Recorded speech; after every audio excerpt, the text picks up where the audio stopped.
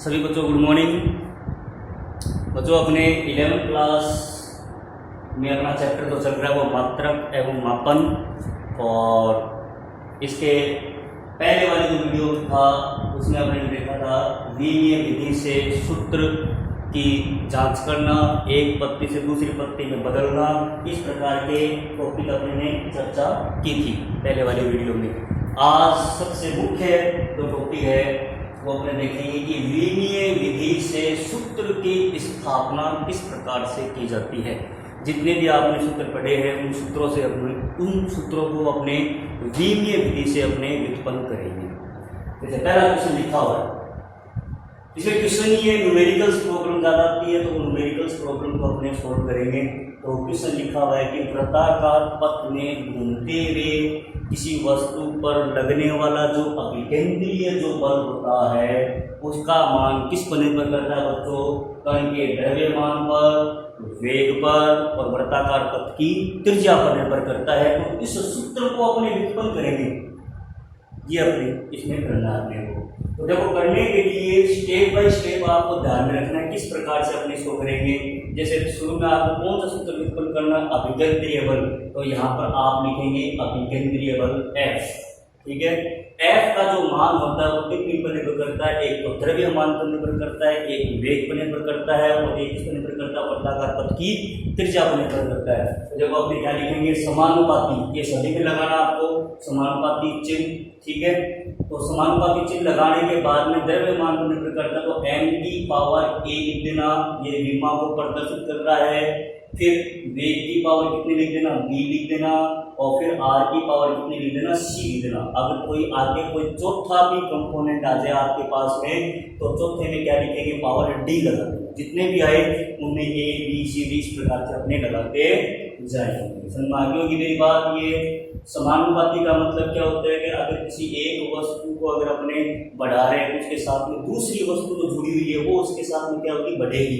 ये समानुपाती और अनुक्रमानुपाती एक ही बात होती है। ये कर दिया अपने। फिर बाद में देखो अपने क्या करेंगे बच्चों, जो आपको विमा पता है उनकी विमा रखनी है बस, ठीक है। तो विमा रखेंगे अपने, यहाँ पर F की विमा है तो F की विमा आपको पता है कि ये बल की विमा क्या होती है? m1 L1 t-2, ठीक है। फिर m क्या होता है? द्रव्यमान। द्रव्यमान की विमा क्या होती है बच्चों? द्रव्यमान की केवल m1 होती है, लंबाई इसमें होती नहीं है, द्रव्यमान में समय भी नहीं होता है, तो पावर 0 0 आ जाएगी। की पावर कितनी? a। फिर किसकी विमा? वेग की। वेग की विमा क्या होती है? m0 L1 t-1 की पावर कितनी? b। r क्या होती है बच्चों? त्रिज्या होती है। कई बार ये कंफ्यूजन आपको कर देता है कि त्रिज्या की विमा अपने क्या लिखे। तो त्रिज्या का जो मात्रक होता है इनकेस पद्धति में मीटर होता है। जैसे लंबाई पूछ ले तो भी मीटर, चौड़ाई पूछ ले तो भी मीटर, ऊंचाई पूछ ले तो भी मीटर। इस प्रकार से अगर त्रिज्या अगर आपके पास में आ गए तो त्रिज्या की जो विमा होती है वो क्या होगी अपने पास? द्रव्यमान इसमें होता नहीं कि m0, यहाँ पर लंबाई कितनी आएगी? L1, क्योंकि लंबाई भी मापा जाता है ये त्रिज्या L1। समय इसमें होता नहीं, t की पावर 0, ये पावर लगा दी अपने c। इस प्रकार से आपको ये पहले विमा रखकर आपको करना है। आगे देखते हैं अपने। अब देखो इसमें आगे का काम क्या है कि m को एक तरफ रखना अपने को, ठीक है। m को एक तरफ रखेंगे तो कितना आएगा? m की पावर a, l की पावर 0, ये t की पावर 0, की पावर 0 0 तो 0 0 आएगी। यहाँ पर कितना आएगा बच्चों? m0 l b, t की पावर -b। यहाँ पर कितना आएगा बच्चों? m0 l की पावर c, t की पावर 0, ठीक है। अब अपने क्या करेंगे? m को एक तरफ लगो, यहाँ पर a है, यहाँ पर 0 है, यहाँ पर 0 है। तो मैंने क्या किया कि आधार सभी सेम है तो घातांकीय गुणा करने पर क्या होती है? जुड़ती है। तो m की पावर कितनी होगी? a, ये 0, ये 0, तो तीनों को जोड़ेंगे तो कितना आएगा? a ही आएगा, ठीक है।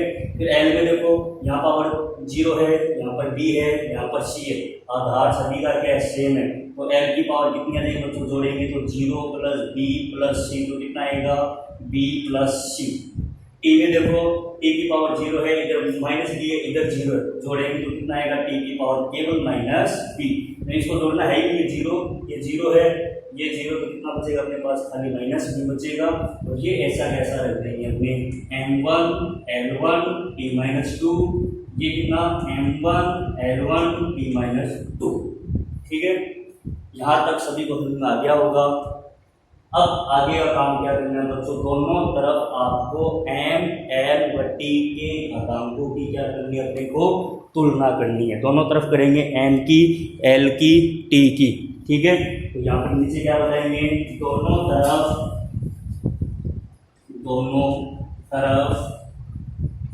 m, l व t के घातांकों की तुलना करने पर इनकी तुलना करेंगे अपने, किस प्रकार से इसकी तुलना अपने करके देखो। दोनों तरफ n की पावर को देखो, इधर पावर a है, इधर कितनी है 1। तो बताओ बच्चों a की वैल्यू कितनी आई, a की वैल्यू आ गई 1, ठीक है। इसको समीकरण नंबर 1 है। फिर देखो l की पावर b प्लस c, इधर कितनी है 1। तो बताओ b प्लस c की वैल्यू कितनी आ गई अपने पास में 1। इसको समीकरण नंबर 2, ये समीकरण नंबर कितनी आ जाएगी 3। इधर देखो t की पावर -2, इधर t की पावर -b। तो बताओ तुलना करें कितना आएगा -b इक्वल टू -2। तो b की वैल्यू कितनी आ गई अपने पास में 2, ठीक है। ये b की वैल्यू आ गई, ठीक है। b की वैल्यू आ गई, a की आ गई, c की है, तो b को यहाँ रख दो आप समीकरण नंबर 3 में। तो c की वैल्यू आ जाएगी कैसे, b की वैल्यू रखो 2 प्लस का c इज इक्वल टू 1। तो c की वैल्यू कितनी आएगी 1 - 2, यानी कितना आया -1। ये आ गया, ये किसकी वैल्यू आ गई अपने पास c की, यानी अपने पास में किस किस की वैल्यू आएगी, a की, b की, c की, तीनों की वैल्यू आ चुकी है। ये a b c के जो मान है वो समीकरण नंबर 1 में रखिए आप, 1 में रखिए तो क्या आएगा अपने पास में, ये निकलता आएगा, ये आएगा अपने पास में f समानुपाती n की पावर 1 का मान रख दिया, b का मान कितना 2, तो ये कितना है 2, और c का मान कितना है -1। तो यहाँ पर r की पावर कितनी आ गई -1। इसको और हल करेंगे तो f जो समानुपाती है वो कितना आएगा mv² अपॉन में कितना r। ये सूत्र अपने को व्युत्पन्न करना था। ये एक अभिकेंद्रीय बल का फॉर्मूला है mv² अपॉन में r। f समानुपाती कितना होता है mv² अपॉन r। तो प्रयोगों के आधार पर समानुपाती चिन्ह को जब हटाते हैं तो प्रयोगों के द्वारा इसका जो मान है, इसको समानुपाती चिन्ह को हटाएंगे तो कितना आएगा अपने पास में, क्या आएगा अपने पास में f = k mv² अपॉन में कितना r। समानुपाती चिन्ह को जब हटाते हैं तब एक दूसरा कोई कांस्टेंट, कोई नियतांक लिखते हैं, उसको मैंने लिखा है k, और प्रयोगों के आधार पर k की वैल्यू कितनी प्राप्त हुई है 1, ठीक है। अगर a की वैल्यू 1 है तो f की वैल्यू कितनी आ जाएगी अपने पास में mv² अपॉन में r। आप अगर इतना भी कर लेते हैं तो भी आपका क्वेश्चन करेक्ट है। ये तो एक ओरिजिनल जो फॉर्मूला होता है वो मैंने निकाला है कि f = कितना होता है mv² अपॉन में r होता है। यहाँ तक भी अपने कर देते हैं तो अपना क्वेश्चन गलत नहीं है। तो ये इस प्रकार से आपको बच्चों करना है ये क्वेश्चन, ठीक है। बार बार प्रैक्टिस करेंगे तो आपको ये समझ आएगा। क्वेश्चन आपको दिया हुआ होगा, उससे अपने को ये रिजल्ट निकालने हैं और विमा आपको याद रखनी है। तो इसी प्रकार से क्रम में मैं आपको आज 2 क्वेश्चन देता हूं और वो 2 क्वेश्चन आपको क्या है करने हैं अपनी कॉपी में। जैसे जिस प्रकार से आपने पहले मेरे को जवाब दिया है कि इन क्वेश्चनों का इस प्रकार से आंसर होगा, तो मेरे को बहुत अच्छा लगा कि आप लोगों ने पढ़ाई शुरू कर रखी है। तो इसी प्रकार से आपको पढ़ते रहना है। तो चलो मैं आपको दूसरा क्वेश्चन आपको लिख देता हूँ। सेकंड क्वेश्चन जो आपके लिए है, आपको करना है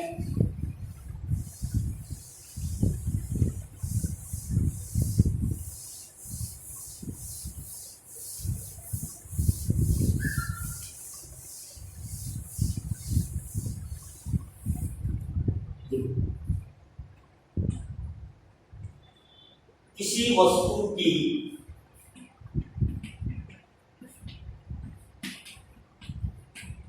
गतिज ऊर्जा कैपिटल E का मान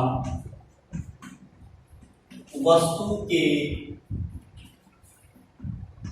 द्रव्यमान स्मॉल m तथा वस्तु के वेग v पर निर्भर करती है, तब आवश्यक सूत्र की स्थापना कीजिए।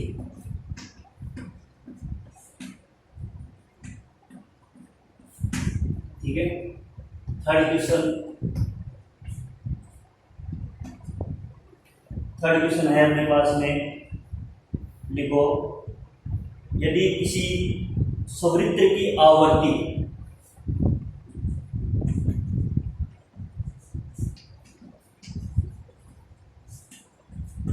इस आवर्ती की कीमत बताएंगे अपने, किसी सवृत्त की जो आवर्ती है वो लंबाई L घनत्व D,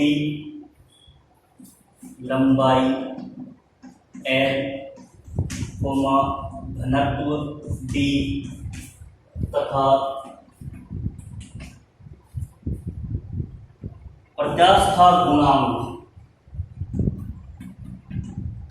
ये भी बताऊंगा आपको बीमा, इसकी प्रत्यास्था गुणांक y पर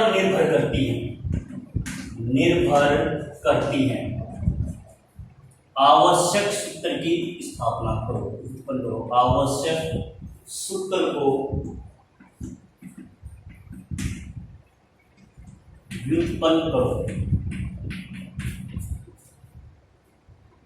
देखो एक तो आपके पास में ये एक सवृत्त आवर्ती, इसकी बीमा आपको बतानी है, और एक प्रत्यास्था गुणांक, इसकी मैं बता देता हूँ, बाकी आप सभी को पता है बीमा किस प्रकार से निकालनी है।